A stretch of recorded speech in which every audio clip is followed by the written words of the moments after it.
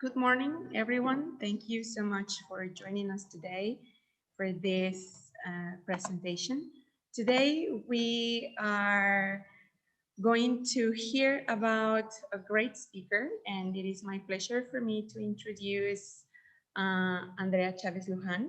She is going to talk to us about the use of Google Classroom question tool in our activities. Andrea Chavez holds a bachelor's degree in linguistics from the Universidad Autónoma de Querétaro and a master's degree in public mental health from UNAM.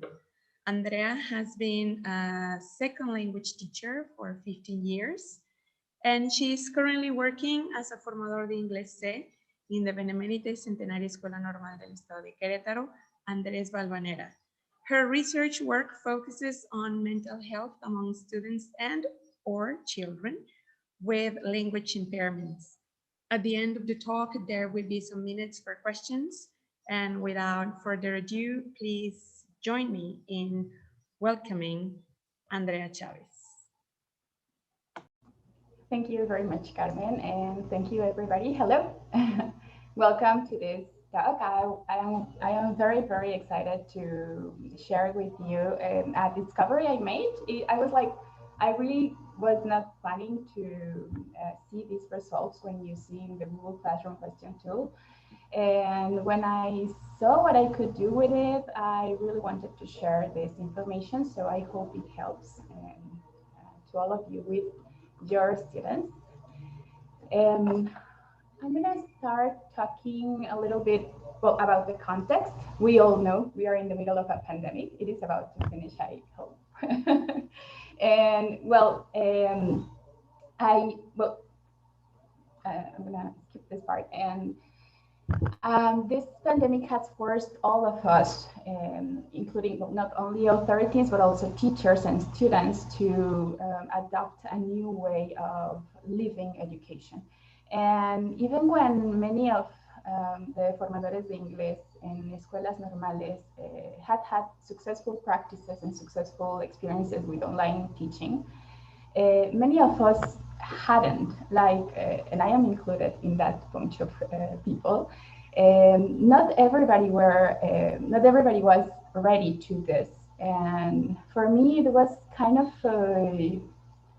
at the very beginning of the pandemic. It was a moment in which I was experimenting with different tools, with different websites, with different platforms to be in touch with my students and also to have them committed to their e-learning.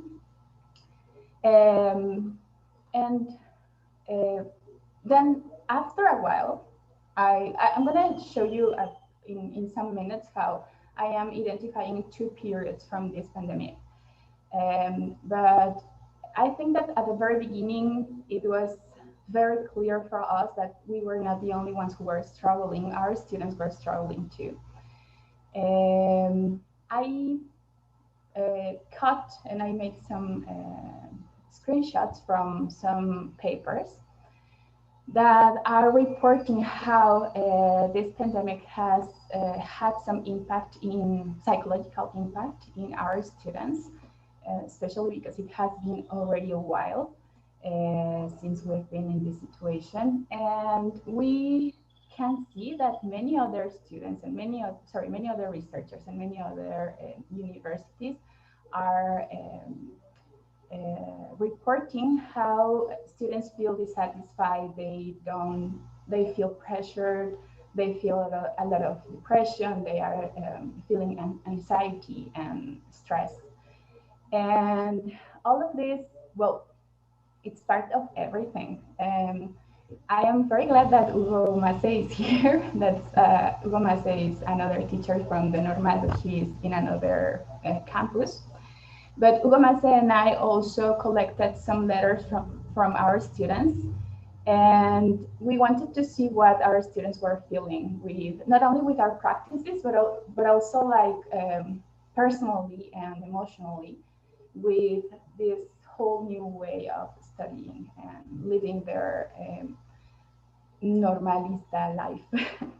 And some of the things they were saying are, I'm showing you some of the expressions they wrote in their letters. Some of them were saying that they felt frustrated. Some of them were planning to quit school. And we had over here some areas that we examined. Some of them didn't feel very patient and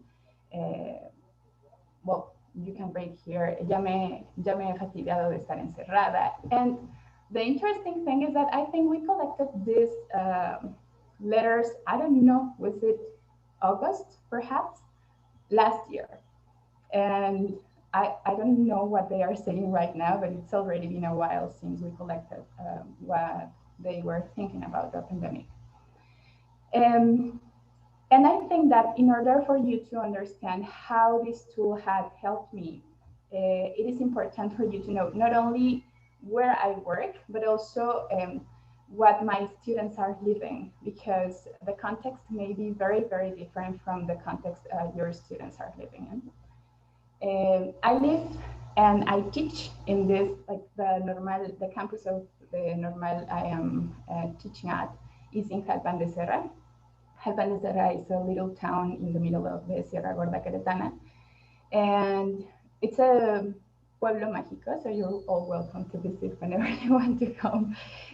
But this place has, like, it is very common that we do have limited access to, for example, internet.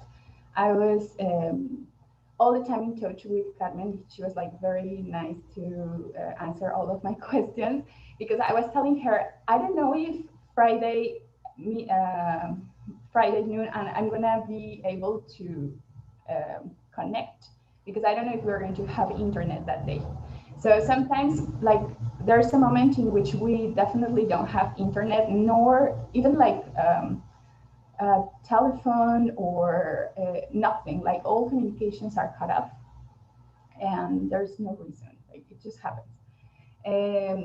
So even when we are not, like when we are in the classroom and when we are going to the campus, sometimes we don't have electricity, sometimes we don't have internet, and we are having trouble with technology most of the time.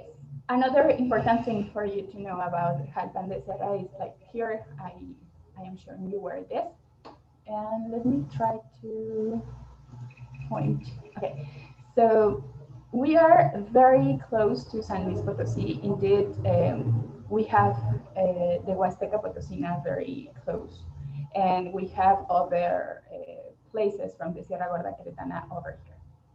So the other two campi my normal has is one in Querétaro City and the other in San Juan del Rio. San Juan del Rio is another place with, like, it's a very big city too, and it has lots of industry and, like, in general, a good development. But our students in Jalpan de Serra are not people from Jalpan de Serra. Many of them come from different towns in the Sierra Gorda Queretana and other towns in the Huasteca Potosina. And I'm talking about very small towns which are difficult to access to. And for that reason also, I'm gonna try to, for that reason also, it is difficult for them to be in touch with us, with the teachers. The easiest way to keep in touch with them is through WhatsApp. Because, I don't know, I may have, let's say, 40 students in a classroom, and from those 40, perhaps 10 do have a computer at home, and the rest don't. So in the first period of the pandemic, many students would text us and tell us, can I please send all of my work, I don't know, on Sunday, because on Sunday I'm gonna go to the nearest cyber cafe and I'm going to spend the whole day there and do my homework and send it to my teachers. So they did have a lot of trouble getting in touch with us and trying to send all of their homework and also continue with their studies. Now, this being said, these are the two periods that I'm telling you that I identified. The very first one in which we didn't know what we were doing, or at least I felt like that. That was from March to August 2020, when all of the coronavirus news was real news, and we didn't know what to do, what the authorities were going to decide, how we were going to keep in touch with our students, etc. And then the other period, that is from September to January 2021, when I sent a proposal from this talk, it was in January 2021. So from March to August, I was using Google Classroom, but for me it was quite basic, and I was just using it to kind of keep in touch with my students and distribute some information for them. And I was just, I don't know, for example, I didn't use Zoom all the time. I was using it a couple of times a week with each one of my groups. But not all of the students could log in or could be in the meeting. Many of them didn't have the opportunity to have the class. So most of the work that I was sending to them was kind of a lot of videos from me explaining what they had to do or explaining what they had to be working with, and some exercises that they had to do by themselves. If possible, they could send them through WhatsApp or through Google Classroom. By September, I decided, well, I was just checking out all of the tools that I had with Google Classroom, and I decided to use Google Question tool. And indeed, I decided that that was going to be the only tool I was going to use. Not that I was not sending my students, let's say, worksheets or other kinds of activities, but there was always a question along with that activity. Okay, so I don't know if you all know what Google Question Tool is, but it's basically a part in Google Classroom where you post the question and you just want everybody to answer that question, and that's it. It has two main characteristics. You can ask an open question, or it is an open question but a short answer, or you have the option to have multiple choices. Students, another good thing from that is that students can reply to each other. And as I was using it, everybody can use Google Question Tool as you please. But as I decided to use it, I didn't ask directly to use any specific grammar topic or any specific vocabulary. I was just like showing them the question, and that was it. There was no specific number of words requested, so I didn't tell them use 30 words to tell me what you did during this weekend. And students were always encouraged to make a reflection of their learning process. So I did send the questions, but also I was these questions were like, and how would you use this when you teach, or is this helpful for you when you are studying at home, etc. And I am showing you two screenshots from, let's say, what is activity 1. This is the kind of activities I was posting in Classroom before the second period. And this is when I started to use the Google Classroom question tool. So over here, I would like upload some files with songs. For example, this week we were practicing with a song. So I gave them a couple of files with a song and what they could do with that song when they were in their house. And they had to make a picture, upload it in this post, or send it to me, to my email or to my WhatsApp. And the other kind of task is this one, in which I just made a question, an open question. And what was surprising to me is that I was very used to students answering like very simple, giving very simple answers to my questions when I was in the actual classroom or when we were in our sessions in Zoom. The surprising thing was that when I started asking these questions, students started like using more complex English or longer answers. Like this question, for example, I would be used to reading things like, I use technology a lot. Yes, life would be harder, period. Or yes, and yes, right? And that's it. And students started like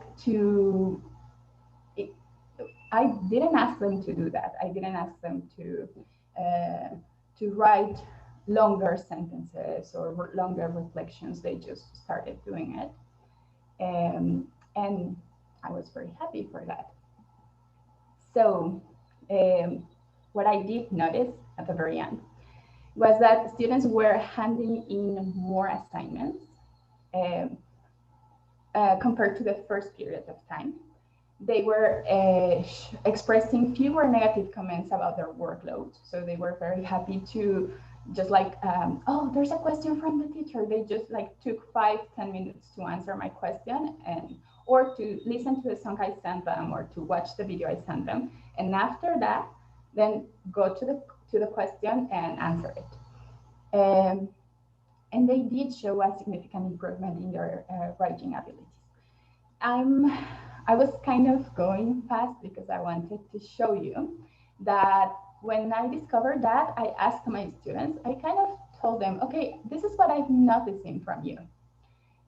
These are the kinds of activities we were working with the previous period, and these are the kinds of activities we're doing now. Can you tell me why, like you're showing, I don't know, like this, like more interest and you are like handing in more homework?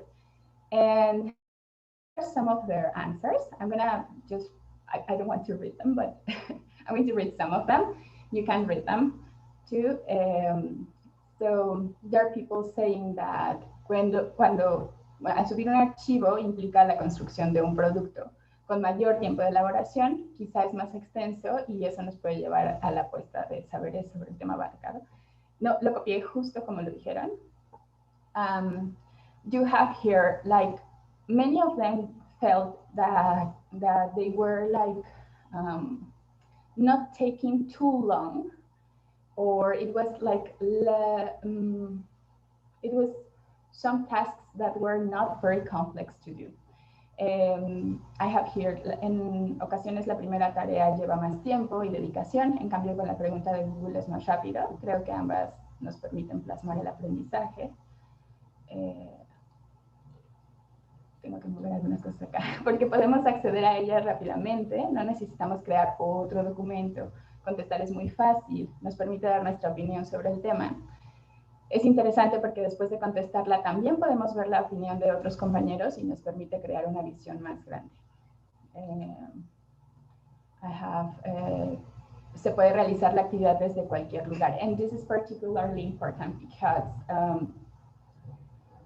I don't know why, because I don't know much about technology, but you may not have too much internet to download documents and to upload other documents and to open your email, etc. But it is very, very easy to go to your app in your cell phone, to Google Classroom, answer that question, and that's it. So you don't have to go to the nearest town and print things or watch videos or do like extra activities. You just have to answer these questions. And you can do that wherever you are, well, in many places. Considero que es más fácil y se responde de una manera como si se estuviera hablando. Yo lo veo como una conversación, por lo tanto ponemos la respuesta de acuerdo a lo que pensamos en el momento y respondemos libremente a nuestra idea. Considero que es porque te permite responder en el momento lo que piensas. Por lo regular, los alumnos nos explayamos en la respuesta porque resulta ser muy personal. Hasta cierto punto interactúas con los demás porque después de tu respuesta puedes ver la de los demás y siempre enriquece tu conocimiento o tu punto de vista. Y bueno, creo que esta es la última, muchas de las veces realizar cualquier tarea que implique tiempo en computadora requiere aún más tiempo para su elaboración y muchas de las veces preocuparse por la información es un factor importante, pero muchos de los alumnos nos enfocamos, creo que más, en la presentación de dicho trabajo. Es entonces que con mucha anticipación se prepara. Por otro lado, las preguntas de Google son más rápidas. Lo piensas y expresas en el momento lo que el cuestionamiento plantea y muchas de las veces las respuestas son más naturales. Which I loved because this was like the real English. They were like not forcing any grammar structure or anything. And well, so at the very end, what I learned from this experience is that the Google question tool not only allows students to reflect on their learning, but also gives them the opportunity to try out their writing skills. These two characteristics seem to be the key for a better commitment to e-learning in a pandemic scenario. But also it's important to say that it did help with my students. I'm not very sure if this tool is limiting to other contexts. I don't know. That's something I would really like to know from you, like what your opinion is. And that would be it. So I think we have some minutes for some questions. I hope I was not too fast. I think I was it.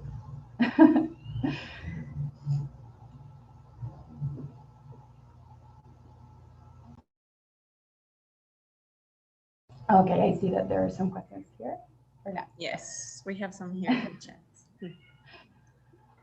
Well, Faride says for them, it's like they are doing an easier task or just answering something, but like you said, and your student said, it requires critical thinking using grammar structure. I agree with you, Faride, and I think, Andrea, what do you think? Yeah, too. I agree too. Also, I think that they don't, I don't know how to,